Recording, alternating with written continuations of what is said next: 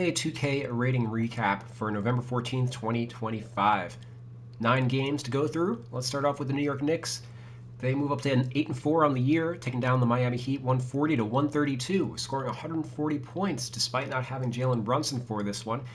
He's got a grade 1 ankle sprain. He'll probably be out at least a week, is my guess. OG Anunoby, though, they lost him during this game about 5 minutes in to a hamstring strain.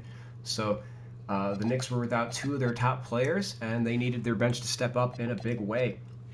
Landry Shamet, career high 36 points, 12 of 19 from the field, 6 of 12 from three, 6 for 6 from the line, one turnover in 37 minutes. Career game, huge game for a player who was out of the league last year for a little bit and had to make the Knicks roster in camp twice. Currently still on like a non-guaranteed deal as we speak. Just absolute awesome game for Landry Shamet. Hopefully he doesn't have to settle for the minimum again next offseason. Jordan Clarkson also. He started the third quarter with OG sidelined. He had 24 points. We'll see who the Knicks end up utilizing in the starting lineup moving forward if OG has to miss any time. Josh Hart also stepped forward, making up for the playmaking absence of Brunson. He had a triple-double off the bench, 12 points, 12 rebounds, 10 assists in 34 minutes, led the team in rebounds and assists. And then Karl Anthony Towns. Obviously, they need a lot more from him with Brunson sidelined. 39 points, a season high, and also 6 threes, also a season high. Team will obviously be relying heavily on him. Mikal Bridges, he had a larger offensive role as well. 15 points, though, on 6 of 21 from the field. Colch night for him, but he was solid defensively. 7 steals in 42 minutes. That might even be a career high for him. He's not like a high steals player or anything normally. Mitchell Robinson, he was also solid in this one. 0 points, 10 rebounds, 8 of them offensive in only 14 minutes. We'll see if he's able to pick up any extra slack with players sidelined, or if he's just restricted to being a part-time player from now on. Second possessions in this game were huge. Knicks came into this game third in offensive rating, so Robinson definitely a big part of what they were doing offensively in this one, even though he didn't score. Knicks are on my list of teams I need to get some ratings in on. I've held off on a bit. There are still teams that are higher priority for me than they are. 2K actually gives me a little bit of a cushion because they came into the year with them overrated, like dating back to last year. So it's not a huge rush. I do just want to polish, like Mikal Bridges is probably the guy that I need to work on most. And then obviously Landry Shamet after he's been starting a couple games even before this breakout. So I probably want to get him up to like a 78-ish rating. Rest of the Knicks bench has more or less disappointed. Gershon Yabusele played 6 minutes in this one. Ariel Hukporti played 2 seconds, and then Tyler Kolek and Pacome Dadier were both DNP coaching decisions. Even though Brunson did not play at all in this game, and then OG got hurt, they still didn't go to either guy. So much for Mike Brown extending the bench, a la Tibbs. They still, bench still has the same issues where half the team is basically just G League caliber talent, and it's tough to play those guys when you're trying to win games in the super competitive National Basketball Association.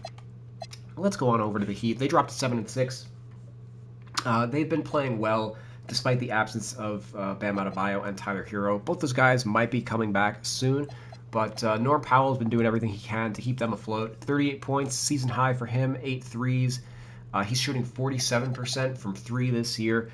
Jaime Jaquez, 23, 9, and 7 off the bench, but kind of struggled to score aside from that. Davion Mitchell, 11 points, 11 assists, 1 turnover. Solid game for him. He's probably going to maintain his starting role once Tyler Hero returns. And Khalil Ware, 15 points, 10 rebounds. Though I'm going to guess that Mitchell Robinson dominated the glass in their minutes if Ware only had 10 rebounds in 35 minutes, whereas Robinson had 10 in 14. But let's focus in on Norm Powell a little bit. I bumped him up to an 88 overall, +1, which +3 from where 2K Sports has him at. He's getting to the line 7 times per game. which is last game he only got to the line 4 times. He's shooting 93% on his free throws as well, compared to 80% last year. So last year he was playing more off of Harden and to some extent Kawhi Leonard. Um, when Kawhi was healthy, for the most part in the first half of the year, it was Harden and Powell holding the team together. He's more of a go-to guy this year with Hero and Bam sidelined. Clippers made a huge mistake moving on from him, as a lot of their struggles essentially stem from not having a secondary scorer on most nights. He's an unrestricted free agent at the end of the year if the Heat don't opt to give him an extension. He's kind of like this year's DeMar DeRozan. Like he's an aging shooting guard. Like the type of contract and team fit.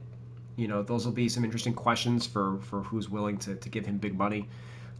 He does fit on a lot more teams than like a DeMar DeRozan, who kind of struggled to find takers before he signed with the Bulls on like a 3-year deal, and then he ended up signing with the Kings, or getting signed and traded to the Kings, I should say. But like Klay Thompson also might be like a reasonable comp, might be a better comp.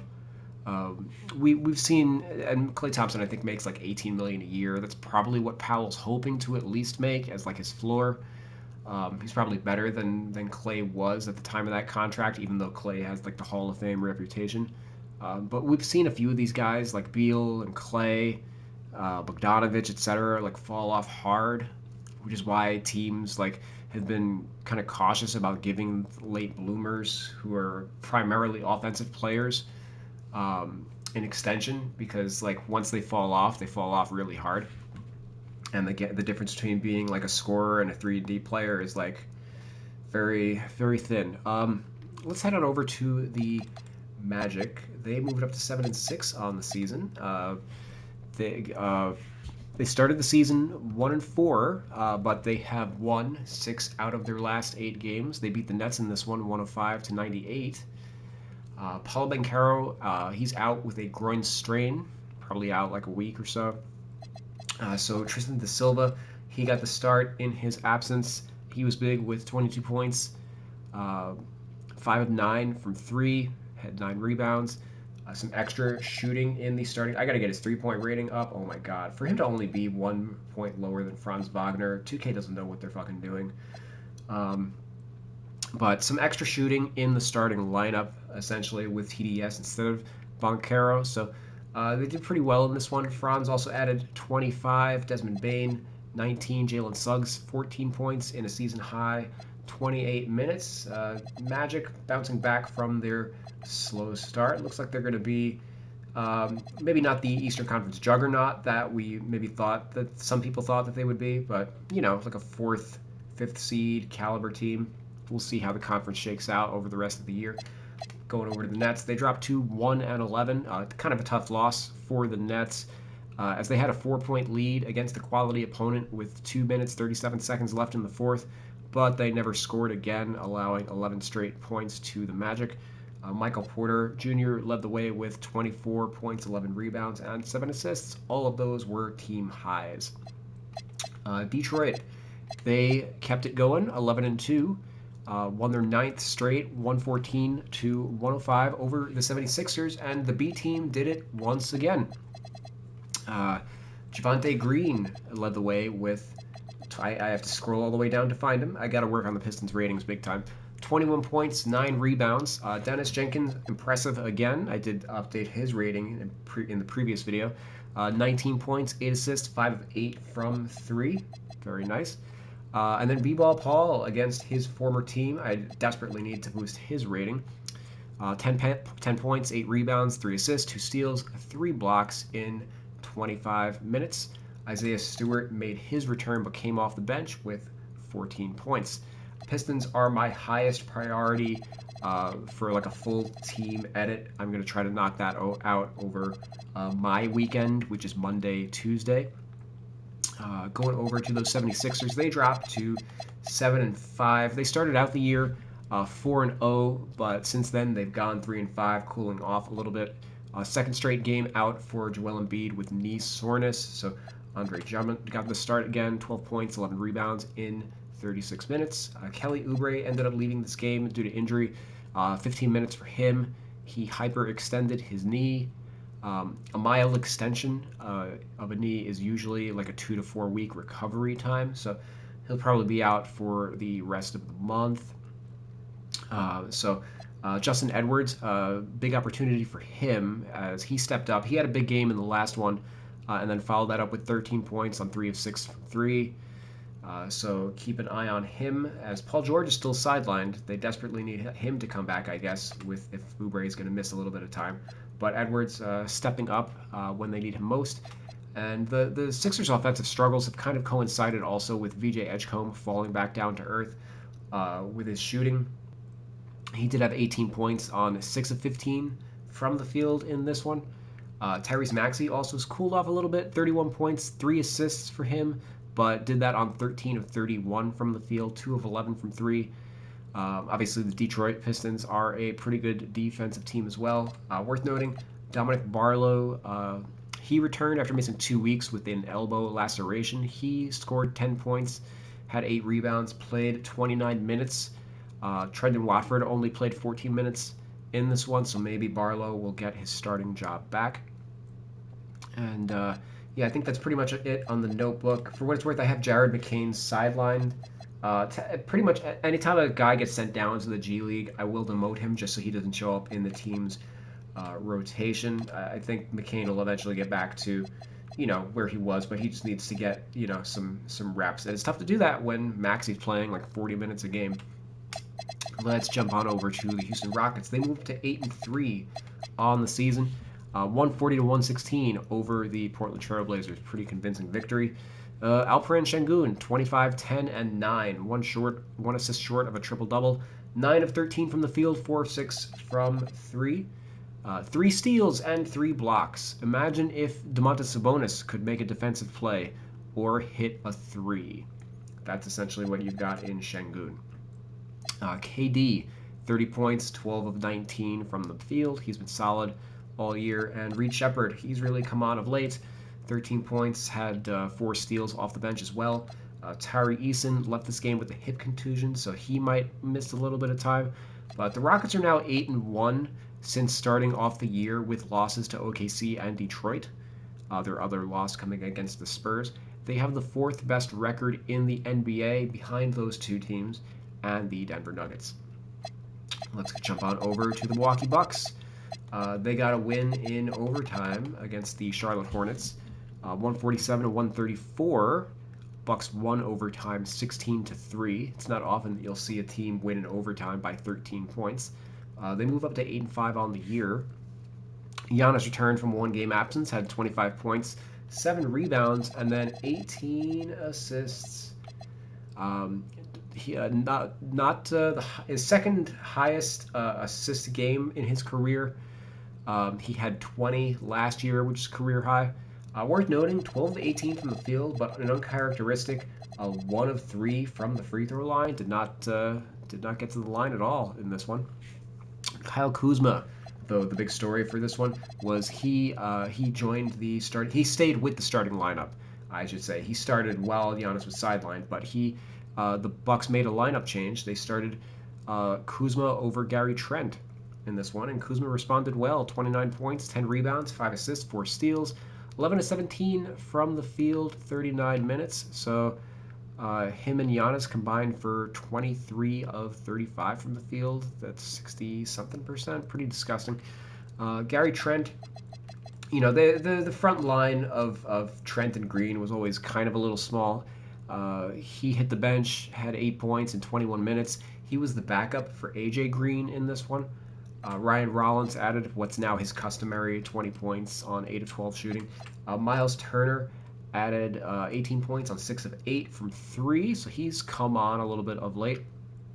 And then Gary Harris had a season-high 10 points in 23 minutes. He was actually the backup for Kuzma. And you may notice like some of the position changes that I made for this team. I didn't realize until this game that Giannis and like Jericho Sims have been like exclusively subbing for each other. Sims does not play with Giannis, and this like it actually might explain why Giannis has the highest offensive rebound rate of his career by far. It's like 13%, which would qualify as like a 90 rating.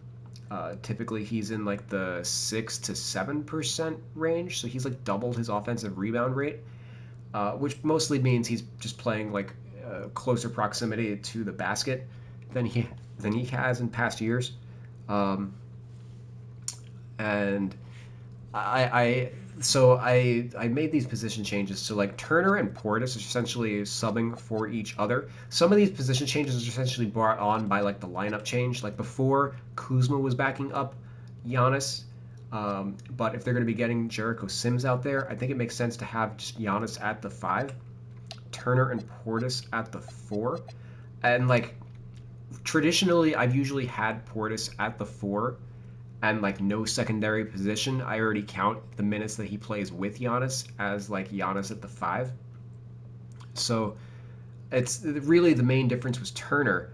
And the reason why I was like, oh, maybe I do need to make this change is because Turner and Sims actually shared the court. That was like the big eyebrow raiser for me. Is normally Turner, Turner's traditionally played most of his minutes at the 5 in his career. If he's playing next to another 5, and like Jericho Sims doesn't shoot at all, so like he's definitely a center. He at 6'10", 250, he's a little undersized for a 5, but he's absolutely like a 5 offensively and defensively.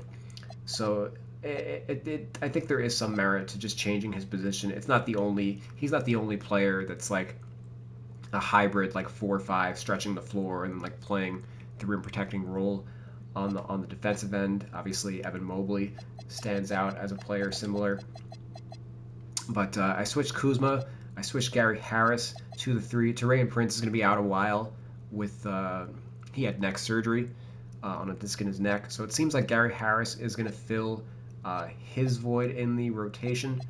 And then they opted with Green and Trent at the 2s, and then you've got Rollins and Cole Anthony rounding out the point guard position. So if I didn't make this change, it would be you'd have 3 players at center with Turner, Portis, and then Sims, and then the only backup behind Giannis is his brother who never plays. So I felt like making this change also just gave the team a little bit of a better lineup balance. Let's go on over. It's tentative. We'll see. Um, I may backtrack on this depending on how things go. This was just one game, but I thought this was pretty illuminating for me in terms of what the Bucks are going to be doing moving forward. The Hornets, they dropped to 4-8. LaMelo made his return, 16 points, 10 assists. Colin Sexton returned to the bench rather than Sion James. Sion, for what it's worth, had 12 points, 7 rebounds, 3 assists, 5 steals in 42 minutes. He's been all three. The Hornets basically won the draft. All 3 guys they drafted have been awesome this year. Con Knipple had a career high 32 points in this one. Miles Bridges also added 32, so those 2 combined for 64 points and 10 threes to essentially match up with Giannis and Kuzma's big games. So pretty impressive for them. Ryan Kalkbrenner was out for this one. His wife gave birth on Wednesday, just hours before his big game, so he missed this game, obviously to be with his new family. So congrats to him. Musa Diabate, he filled in, played 43 minutes in this one, had 15 points and 11 rebounds. Only 10 minutes for Mason Plumlee, even though Kalkbrenner missed this one. Firmly out of the rotation. I got to get Diabate's rating a little higher just to ensure that he's not like splitting time with Plumlee, if anything. Plumlee should be, I should probably work on his rating to get him a couple points lower as well, just to ensure that he's like kind of on the outskirts of the rotation. Let's hop on over briefly to Minnesota. I never really have a ton of notes for this team. They're pretty consistent year to year, game to game. 124 to 110. They beat the Sacramento Kings, move up to 8-4 on the year. And 30 points. Randall, 26, 11, and 5. DiVincenzo was good in this one with 20 points. No real notes. But let's hop on over to the Kings. They had the much more interesting game for them. Dennis Schroeder got demoted. So Russell Westbrook took over as what's looking like the full-time starter at the point. And he triple-doubled in this one with 13 points, 10 rebounds, 14 assists. And part of the reason they're making the switch is not just because Schroeder's been struggling, but also Westbrook does not take kindly to a bench role. He's been much more effective as a starter. 19 points, 8 rebounds, 6 assists. He's been averaging in 32 minutes a game. 51% from the field, 47% from three. Overall, a 63% true shooting for Westbrook when he starts. When he doesn't start in 6 games, 11 points, 4 rebounds, 6 assists. So he's averaging 8 fewer points, 4 fewer rebounds in 24 minutes. So 8 fewer minutes. But the reason why he's not scoring as much, only 35% from the field, 30% from three, 47% true shooting. So, the couple games that Westbrook came off the bench of late didn't go so hot. I think he came off the bench in the last one. And Schroeder in general has been struggling with the starting unit. He had 14 points, 6 rebounds, 6 assists off the bench in this one. So it looks like they made the right decision. Last 4 games for him, only 3.5 points per game, 4.3 assists, shot 4 of 27 from the field. Woof. So got to probably drop some of those ratings. 2 of 11 from 3, and then 2 of 16 from 2. So yeah, not getting it done inside the arc or outside the arc for that matter. Zach LaVine made his return from a 1-game absence. He had 25 points. Domantas Sabonis had one of his better games with 34 points, 11 rebounds, but still only 3 assists as he's playing now in an offense dominated by all these other guards. They're no longer running the offense through him. And then DeMar DeRozan, he had another stinker. 6 points on 3 of 10 shooting. He had a season low 4 points in his last game, going 1 for 6 from the field. So 4 for 16 over his last 2 games. I definitely got to get his rating down. I'm not sure how much longer he's going to stick in the not in the rotation, but in the starting lineup. He's looking like he might be a little, on the downswing.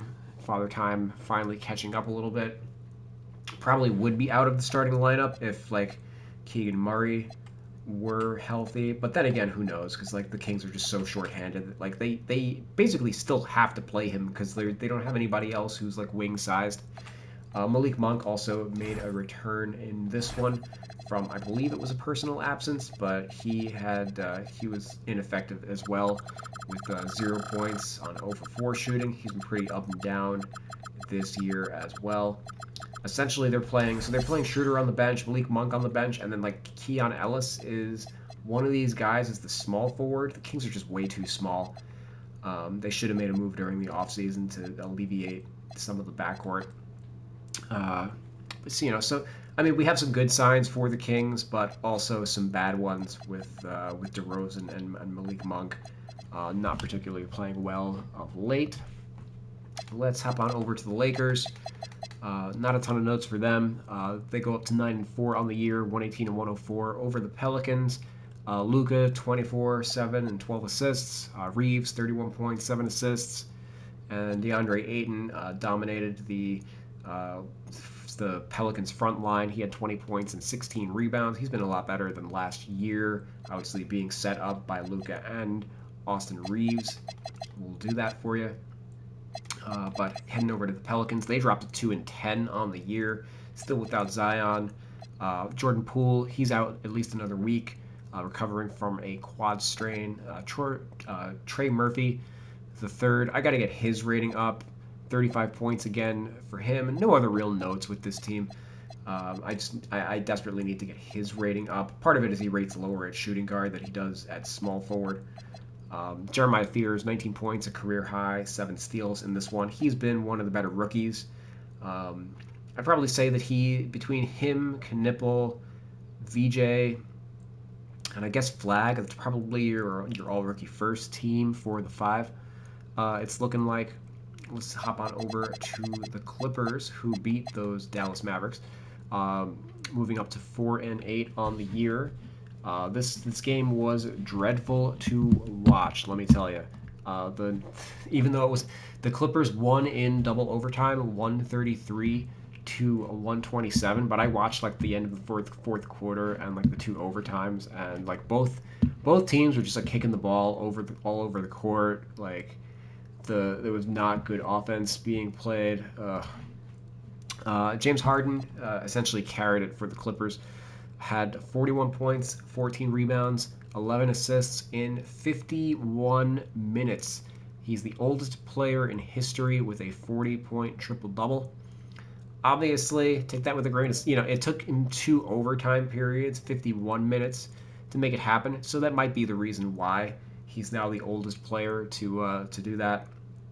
I wonder what 51 points for a 36-year-old. I wonder how many times that's happened in NBA history. Ivica Zubac, he played 46 minutes in this one. That's probably a career high for him. 27 points, 11 rebounds. Bogdanovic had a season high 21 points off the bench. Also had 4 steals.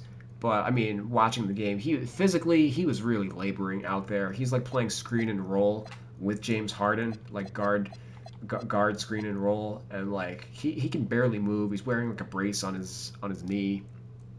So yeah, not great to see. John Collins, he didn't play down the stretch in this one.